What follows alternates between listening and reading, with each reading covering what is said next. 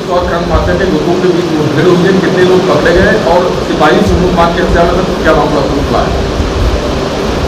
देखिए, ये जो जैसा कि आपको विदित है कि रविवार को अवैध खनन को रोकने के प्रयास में हमारा एक सिपाही कांस्टेबल सोनू, जो कि थाना सैया पर पोस्टेड था, वो शहीद हो गया और उस पर ट्रैक्टर चढ़ गया था।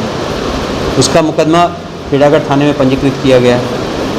उसके बाद उसकी विवेचना प्रारंभ की गई। साथ ही साथ जो है अवैध खनन करने वाले जितने भी माफिया हैं उनका सबका चिन्हीकरण किया गया। उसके बाद उनके खिलाफ जो कार्रवाइयाँ प्रारंभ की गई और दबिशें डाली गई।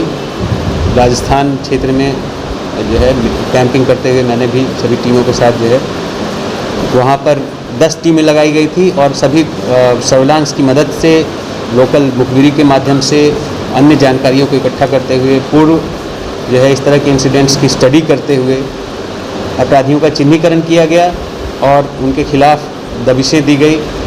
और तब जो ये घटनाक्रम प्रकाश में आया है कि उस दिन जब सोनू ट्रैक्टर के पीछे भागा था और उसको रोकने की कोशिश की थी, तो उस ट्रैक्टर ने उसके ऊपर में चढ़ा के उसकी हत्या कर दी और उसी में के वांछित अभियुक्तों की गिरफ्तारी हेतु 10 टीमों के द्वारा कार्रवाइयाँ की गई। इसी क्रम में खेड़ागढ़ सर्किल में थाना सैया, थाना खेड़ागढ़, थाना इरादत नगर और थाना जगनेर में कार्रवाइयाँ हुई हैं। मुखबिर की सूचना पे जब ये लोग रेकी टीम इनकी निकली हुई थी और ये अपराधी निकले हुए थे, उसी समय अलग अलग स्थानों पे चारों थाना क्षेत्रों में गिरफ्तारियां हुई हैं, जिसमें खेड़ागढ़ में 4 गिरफ्तारियां हुई हैं, सैया में 1 गिरफ्तारी हुई है, इरादत नगर में भी 1 गिरफ्तारी हुई है और जगनेर में 3 गिरफ्तारियाँ। इसके अलावा जो है कुछ अभियुक्त भागने में भी कामयाब हुए हैं, उनका भी चिन्हीकरण किया गया है।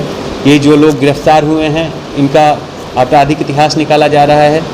इसमें से कुछ लोग उस दिन जो है ट्रैक्टर पे मौजूद भी थे, उनका जो है फिजिकल लोकेशन, उनका डेटा, मोबाइल डेटा से भी वेरीफाई किया गया है। वो जो जिस ट्रैक्टर से इन लोगों ने चढ़ाया था उस समय ये लोग वहाँ मौजूद थे और भी अन्य जो है वांछित अभियुक्त हैं उनका भी चिन्हीकरण किया गया है। इनसे पूछताछ में उनकी भी जानकारियाँ मिली हैं।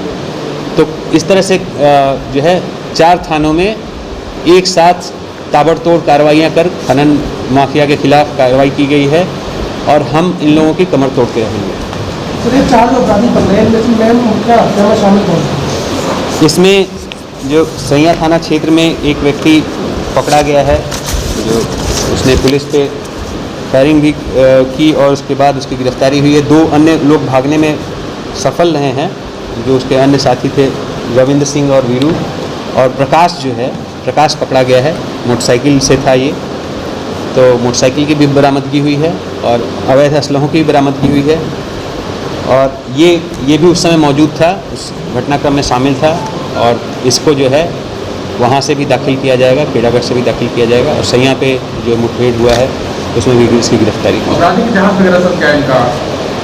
इनके आपराधिक इतिहास अभी तो जो हमारे पास उपलब्ध डेटा है उसके हिसाब से 4 मुकदमे हैं। इसके अलावा अन्य जो है इसमें बहुत सारे ऐसे लोग हैं कि जो राजस्थान में भी बंद हो चुके हैं और चूँकि समय घटनाक्रम के बाद समय इतना कम रहा है कि अभी राजस्थान से डेटा प्राप्त नहीं किया गया है। तो निसंदेह जो इनसे पूछताछ में जानकारियाँ मिली हैं कि इन्होंने कुछ घटनाओं में संलिप्तता स्वीकार की है।